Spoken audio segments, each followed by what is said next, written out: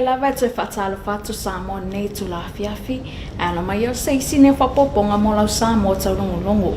E to mo i talau lea sole sa whatamulia i mao tatupulanga EFKS Samoa, i maatua maainga, whaapea tapua inga e kalesia. O to o luas fuluono awa o mawhaletua, sa whaamanuia ina i desu inga urufale kolisi whaapaifi au i mahalua.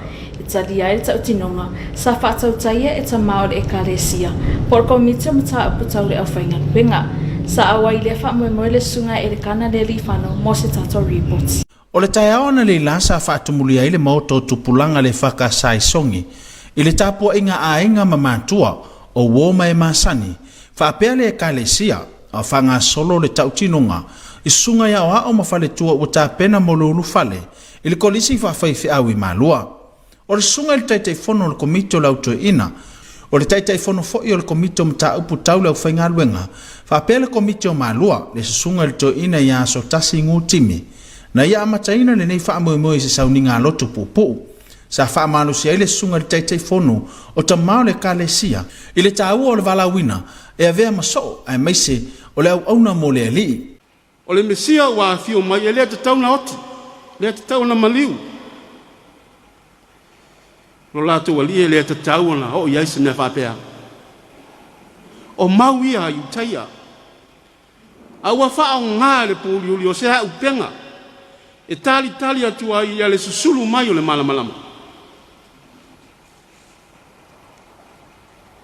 E le lei ale mawhitanga. Mawhanawhana, fia, vivi mawhawhitai. Ai sa u noa loie e sulu tūlanga lea.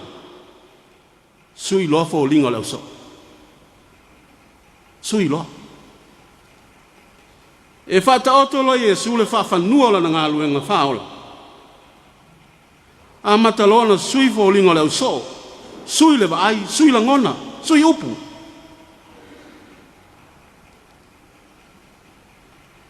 Ai mai se lava pe hao i mbaenga lea taua Yesu.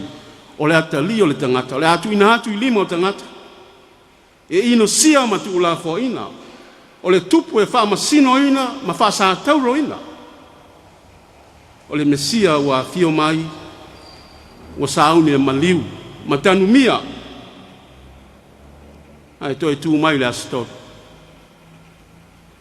Vabe lava ona tewa le nganga o le mafutanga.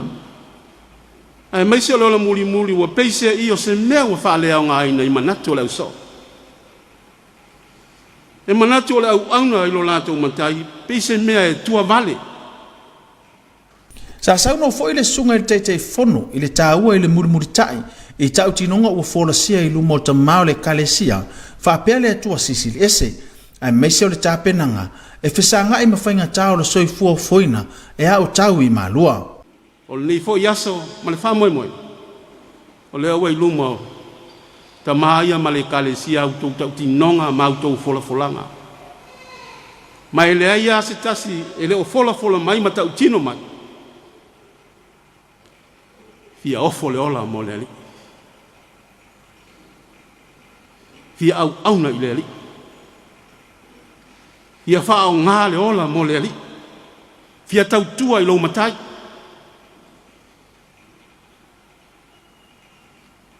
O le mea wa lewa nei lo loto. Se le mana yo ia tau tinonga. Wa e saunia. Wa tā pena whale nganga o lua iai nei whamoe moe mau tau tinonga o whaine. Saunia taliti ngā o lea tau ina. Saunia taliti ngā o lea tau ina. A whaia manuia. Saune ono sai, ma ono sai. Awani ngalo ya te oela tau tinonga ua whai luma ta maa le kalesia, ma le atua. O le aulu ngā luenga. Fia ofo lo wola, fia whao ngā o lua. Te tu e lalo maa lua. O le masino o ke topo o le tausanga na se imawai atu, sa whailo aile lisi o le to o lua se fululima o ao ma o lanto fale tua, o whaamanuia ina i le suenga uru fale i malua, ma o le tautinonga, o le laasanga mua o le whaamauti noa ina ai o lo lanto wanga waa, mo le soifua o tauina i le ngā luenga le atua. Na saunoa ni so susunga ia wao o le whaamoemoe o le so e le i whaingofie a wao le urua i tāpenanga ma le laasanga mua lea e whaamautu ailo lantou wavanoa mo le ulu whale atu i mālua. O tu sai ma le whaamoemoe nei aso, ia. Ngā ma le la ina le, hoi mo le kalesia le tau tāpena ina o le. Sfei mātou ni le whanau le kalesia, au tiri nei aso. Ia, si pia o le whaamoemoe nei e le o se whaamoemoe whaingofie. O le mea moni lava ia o le tāpena mo mālua, o le tangata atua lava. Le ngata i le o le whaeletino, o tāpena ina o lo mawhauwhau, o lo ola fo i whaleanganga. O le vaenga lea i e whaatasi aila mo lo whaamoemoe le nganga pa ia malau te talo. Ma le tapua inga ma mātua miso o tau whaiwhi au mwha whengangi. O le vaenga lea i tauna tāpena umua mo le whaamoemoe nei. Le whaamoemoe nei e le se whaamoemoe tāpena mo se aso se tas, po se masina se tas. Au le tau sanga atua mo lo tangata atua. E le tau mate le nganga o le ne yaso e pe ona whailoa e niso sunga ia wao. A wana o le nganga o le whaafetai i le atua. Ina ua tau i manu le whaamoemoe e pe ona iai. Mate o te loa e le tau matela ngona o le ne yaso. Wa se whaamoemoe sa lupe ia o le lewa ai male manuia. Moe la vasa tau matele ete pe itai o le tari whaaloalo le li. Tari whaadiali le li ne yaso. Ia o walau ino mātou tangata whatau wa. A ngona lava le fia ma le whaafetai. Ba fo ia le vi inga le tua no na pinanga luna lofa mo na ngale le ia o manatu mai fo e fa ngai no ma tu tanga te fatau wa ngona ile ngole fa pitai ma le fa ngai tia ono le lo fo le li o ma tu tanga te fatau wa la ngona ma le loto ma walalo e fa ftai le tua wa ia fa ia me silsili mo le tanga te fatau wa ai le ia sei sila ngona wa na ngona le loto whaafetai i le tua e na o tau manuia le nei aso ia whaapena fo i le tapua inga ainga ia le o tau le ai e pe ona iei le tau mawhainga i le nei tau sanga ia awa le masenga le o sauni atu mo le polisi whaafetai au i malua. Ma e whaafetai ai le tapua inga e kalesia o a inga mauo ma e masani wa afuai ona tau manuia le whaamoemoe. O le nganga ia o le whaafetai i le tapua inga e kalesia e me se foi o ainga o lo tu i mai le muri papanga ma tapua i le whaamoemoe e le whaititia pe tu ua fo i lalo le nganga whaafetai i le ngata o le tapua inga e kalesia sunga i whaafengainga ia ma le mamalu e kalesia o lo tapua i mai ia whapena fo le tapua inga ainga e la ngona lava le nganga maulalo ma le whaatau wa ia ma le talitonunga e yo faiva e tapua yo faiva na e male manuia e pe ona ye le yaso e o tele le vi ingo le tua mo le atule ne ava no matango fie fa le o ina tua ila nganga fa aftai le tapua inga si o mato e kale si pele le fa ka sa fusi sa fotu la fai le ngata ile si o mato nu pele o fusi sa fotu la fai o wale fio a ingam sa fotu la fai fa aftai tele lo to no fotalo mai lea ua i uman manuia le wha moe sa alo tuai au tama whanau wha aftai lo tau titi whai tama ua e ai manuia wha moe ngau le ne yaso. O le ripoti e le fo mai wha pele ripoti e leo o nisi nei o vaenga tā ua o le nei wha moe ina ia mauti noa e le komiti o tamau le kalesia le anga wa umo sunga iau a o maulantou whale tua e ulu whale le kolisi wha whaifi au i malua e to lua se fulu lima sa tau tino i le so peitai e to lua se fulu fasa fa manueina e a il kolisi fa fai au il masina fo ai to tasi le o malona fale tua wale ma fai ona uru fale ona unisi o mafuanga e pe ona laulau sa aile to fata mau le kalesia ma e ai le fa moe fa to au fale le tau sang fo sa au i mo fo ile tau tinonga o ma fale tua sa fa manueina ma e kalesia ya tunu e mamau e kana le lifano mo sa mo taulogologo. Ua whailo mai e taita i whono komiti whaalawelawe tupu whafuasei nisi o malanga mo le kuata mo le nei tausanga se vaingare nei i le ripoti. I le mai ai ona whamau ni e kapineta o malanga ua fofuaina mo le kuata mo le tausanga nei o le awhiwhinei na whailo mai e taita i whono o komiti whaalawelawe whafuasei nisi o malanga mai o se tālia e me se malanga mo o se tālia inga luenga whaavai taimi o le tele o malanga o le nei masina sau no le susunga anga Philshem leo o malanga tongi pau. I tono Australia, e ral malanga o fufu ila susu fa ia o le masina le nei faapena foʻi ma le aso 20 o le aso 25 mai Australia lea ia e ave iu tatou tagata i le malaga na e sau le aso 10 o le masina le nei mai Australia e fuafua e mai e inisi o tatou tamafanagau ma e ala tatou galuega po kongalake e toi foʻi mai si o tatou tunuu tatou ia o loo puipui e pea magalu puipui si o tatou tunuu ma mafai kakou feoaʻi solo ia ona o le kaumafaiga o galuega o loo iai nei ia foʻi la ma tatou malaga mo Australia i le aso 2 o Februari le aso 16 o Februari ia e fuafua e auina atuai o tatou tagata galulue ia faapea foʻi manisi o i latou o maea kongalate toi foʻi mai. E le ngatai malanga mo le awina atoa ala mawhana wala tunu inga luwenga i Australia. Ai ua whailoa mai fo ima malanga mai New Zealand. Mo le mamalo la tunu o mai a kona karatanga luwenga whawai taimi. Sa awai atuai. Whapea ila ato ua mai atonga fitinga whafong mai. E masani ita tau malanga e whafo i mei ita ngata ko le repatriation flight mo mua. O le aso 22 Januari. Le aso 22 Januari la ngawinga o le aso nai. Muli le na Ioe, o le aso, o le second last, o le aso tona i lona tolu le nā masina le nei, fuafua mai ei tātou malanga lea, ia mai a Januari, o tere fo i la malanga le nei, ia e koe fo i mai fo i nisi tātou vaenga fo i lea i la whainga ruenga whaamai taini. Ia i mai New Zealand, ia manisi o le tunu, mai atong fitinga, whaafo mai, ia mai lantou fo i o le amaua ia manoa toi fo i mai. O Februari, o tātou repatriation flight mai New Zealand o fuafua mai mo le aso 21. Mai peia, le aso 21 o Februari, mai peia antau. Mo le sila fia malanga lo awina mai New Zealand saunor te taifono o le afa anu fo mo le tolu vai aso.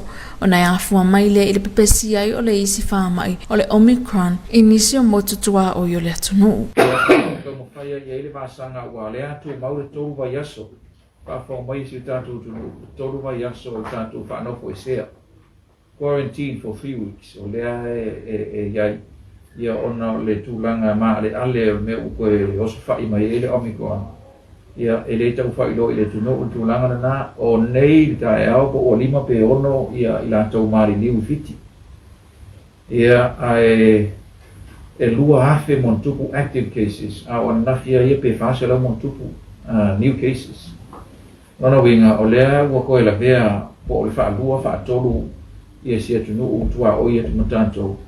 Ia a o le koa wha i la tole na maari liu po o toto. Lemsi se whaise kui. O le se ri ina ma liu e awhala mtui, kasi mtui na whai. O le masino mati le aso sfulu iwa o le ataunu umai le isi malanga mo te awina mai o tangatanu o Samoa mai New Zealand. O le aso sfulu ono ma le aso lua. O le alava masina o le afuafua ina mo nisi o malanga i o Australia. A wale awina ato alo le atunu mo ngaruenga whawhai taimi. Soro ne mawalese mo Samoa taulongolongo. Inisi o tala i le tapuni ai o alava a mawhi malanga inga. O na o afianga o COVID-19 e pe yon whailo mai reported office of whainu mera whamawina. O le isi lea vaenga u whaititia i le tau whaatawa inga. Ma afia i le tama a ingo Samoa. Sa te ringale nei i le reporting. E tu saima whamawanga o office of whainu mera whamawina. O whailo mai le mawalalonga luenga whaarikuata. Taru malmasi na mati lua festival 5. E pe yon nei ele masina se te matau sanga watea. O whaamawina ele tawa o whaio o loa, ele whaase lau 5.10 miliona tā la. O le whaititi ai o tama ainga e pe ona fua i ele tawa o whaio o loa. Anga ele o te sima le whaapasene ele kuata masina se te matau sanga o mawai.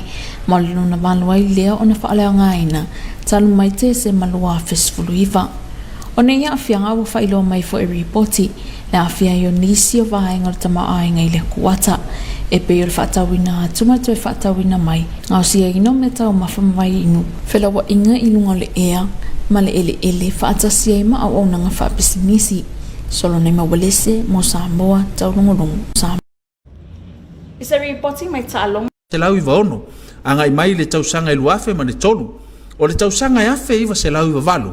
Sa ai au sia i le tūlanga tolu i le whaatulanga ina. O tama fusu i longa le au panga mamafa. E malolo mai le sunga ia toa le tai te vetua ua 5 fusuanga faapolofesa na mawhai o na fusu ai. E awhia i manu malo e 5 malelua.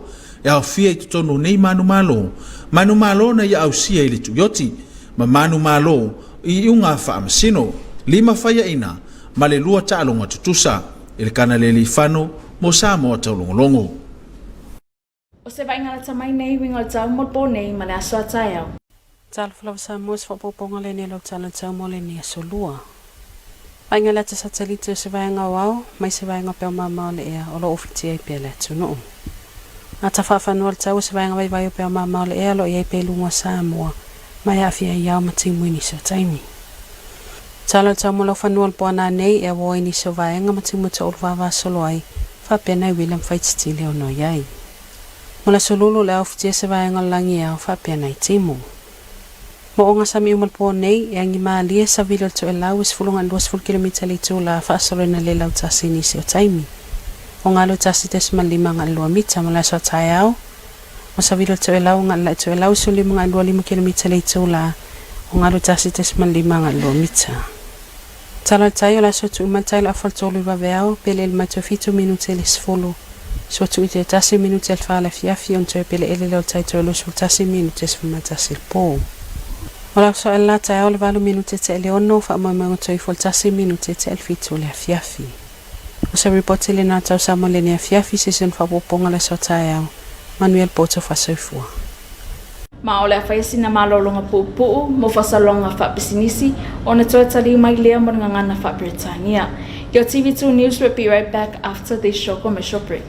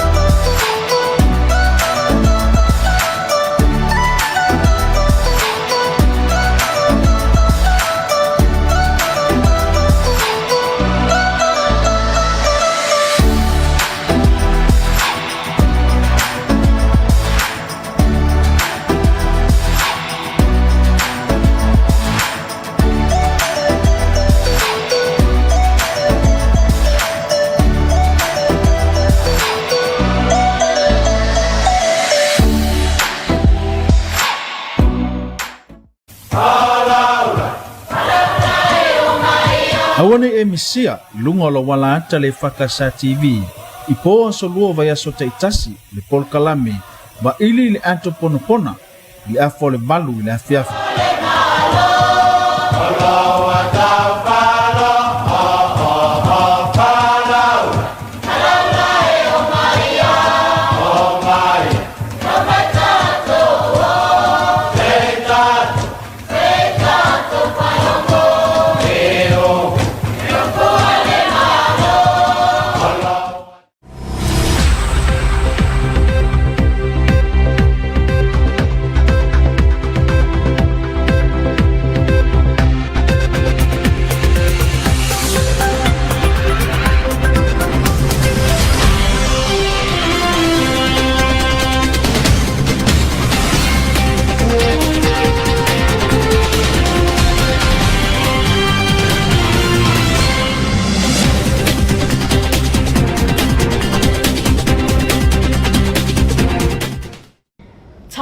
And welcome back to your TV2 News for this evening. Leading our bulletin, families and friends of 26 candidates who passed the Malua Theological College entrance exam crowded the Congregational Christian Church of Samoa multi-purpose hall today, waiting for the result of the Taulogologo or stringent interview process conducted by the Church's Elders Committee. Elekanaleli Fano was also there for a report. Family and friends of the 25 candidates who passed the Malua Theological College entrance exam last year crowded the Congregational Christian Church of Samoa's multi-purpose hall today. They were waiting for the result of the tautinunga, or a stringent interview process conducted by the leaders and elders of the CCCS under the supervision of the Church Elders Committee. The interview started with a short service led by the chairman of the Elders Committee, also the chairman of the Malua Theological College Board, Reverend Elder Ngutime. The chairman of the Elders Committee encouraged the 25 candidates about the meaning of a true disciple who are willing to follow with faith in Jesus Christ. He also mentioned the importance of this day as the beginning of their calling and their journey as a Yaoa'o and Whaletua Malua. Some candidates of a successful first year expressed their gratitude for the successful outcome of this day. The result today, it's pretty overwhelming. And first of all, give thanks to the Lord for what He has done for all of us today, the members of this class. Now we complete this first part of the entrance, and really give thanks to the Lord for all His blessings and all His guidance and what He has done for us today. They also thanked the support of their congregation, also their families and friends. There's no other feeling than feeling grateful and thankful to our Heavenly Father for today. Well, today was something that everyone was looking forward to it. Not only myself, my husband, our families, both our families, in Samoa and abroad. Thank you so much for your prayers, your support. Now that we are finally here, being accepted into the Theological College is something that we're really proud of. The list of the successful 25 candidates was released in October of 2021, but they had to undergo this final step before officially embarking on their 4-year journey at Malua in 2022. The interview tests candidates' characters and behavior before granting them admittance to the college next month. A medical certificate is also needed to confirm that all candidates are good in health, also a police report to confirm that all candidates have no criminal records. Having completed the final stage of the process, the 24 candidates will now prepare to enter Malua as first-year students this year. Except one candidate will enter Malua next year due to some reasons finalized by the Elders Committee. The interview also attended by students living abroad. Elikana Lelifano for TV2 News. The chairman of the National Emergency Operation Committee announced flights for the first quarter of this year. Here's more on this report.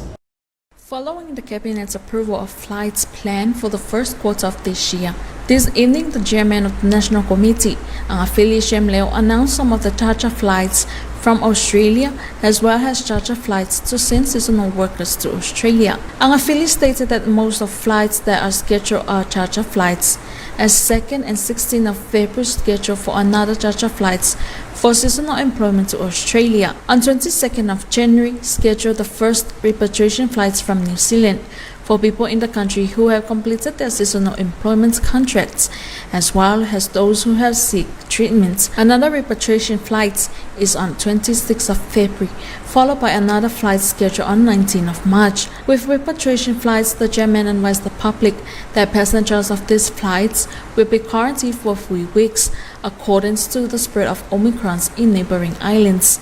Solonai Mawalese for TV2 News. In other news, the closure of borders and travel restrictions due to the impacts of COVID-19, according to a report by the Office of Samoa Bureau of Statistics, is another factor in the decline in trade global control measures and impacts on Samoa's economy. Here's more on this report. According to Samoa Bureau of Statistics reports stated that the total gross domestic product at constant prices stood at 459.1 million tala, making it the lowest quarterly outcome since the March 2015 quarter. The unprecedented nature of this economic caused by the COVID-19 pandemic significantly affected economic activity in September 2021 quarter through travel restrictions, reduced trade, global control measures and national lockdown. This has directly affected many sectors of the economy, with retailing and wholesaling activities, food and beverage manufacturing, air and land transports, and business services being the hardest hit this quarter. Economic activity, as measured by gross domestic product or GDP, fell 0.4% in September last year quarter. GDP continues to plummet, making this review quarter the 8th consecutive quarterly decline, starting from December 2019 quarter. The decline this quarter follows growth rates of negative 1.8% and negative 6.8% in June and March 2021 quarters, respectively. Sonne Mawalese for TV2 News. From sports, former Samoan, also a New Zealand heavyweight boxer, Taulogologo has been inducted into the Florida Boxing Hall of Fame class of 2022 in the United States of America. Here's more on this report. A former Samoan New Zealander heavyweight boxer, Taulogologo, has been inducted into the Florida Boxing Hall of Fame class of 2022 in the United States. Taulogologo, who attended the event virtually over the weekend, was joined by other members of the class of 2022 who were also inducted into the Florida Boxing Hall of Fame. The Boxing Hall of Fame's mission is to honor former boxers and those who have contributed to the boxing sports. The induction's requirements for a boxer is that they are to have won 3 or more senior amateur titles, or won 2 or more senior national titles, or competed in at least 5 main event contests in the professional ranks. Taulogologo, best known as David Tua or Terminator, is a Samoan-born New Zealand former professional boxer who competed from 1992 to 2013. He was ranked by BoxRec as the world's top 10 heavyweight from 1996 to 2003, reaching his highest ranking of number 3 in 1998. He fought 59 bouts with 52 wins, including TKOs, 5 losses and 2 draws. Elikanaleli Fano for TV2 News. And let's take a look at our weather forecast for tonight and tomorrow. Good evening, Samoa. Here's another update of your weather forecast for this Tuesday evening. Latest satellite imagery indicates a cloud band from a weak trough of low pressure still affecting the islands. From our weather map, a weak trough of low pressure remains within the vicinity of Samoa with associated clouds and showers. Forecast for tonight, cloudy periods with isolated showers and a chance of few thunderstorms possible. For Wednesday, partly cloudy with some showers. All marine waters for tonight, light northerly winds of 10 to 20 km per hour becoming variable at times. Waves of 1.5 to 2 meters. And for tomorrow, north to northwest winds of 15 to 25 km per hour, waves of 1.5 to 2 meters. And the tide table, high tide will be at 3:30 early morning, low tide at 7 minutes to 10, high tide at 1 more minute to 4 in the afternoon, and low tide again at 21 more minutes to 11 at night. Sun will rise tomorrow at 8 minutes past 6 in the morning and will set at 1 minute past 7 in the evening. And that is all we have for you this evening, Samoa. Good night. And that is the end of your TV2 news for this evening. Enjoy the rest of our program. Until then, good night. Maulifai unga nalo Samoa Taulogologo mo ni yafi. Sa isi ano pa poponga ila sa tayaw. Mo le taimi nei tofa soifua.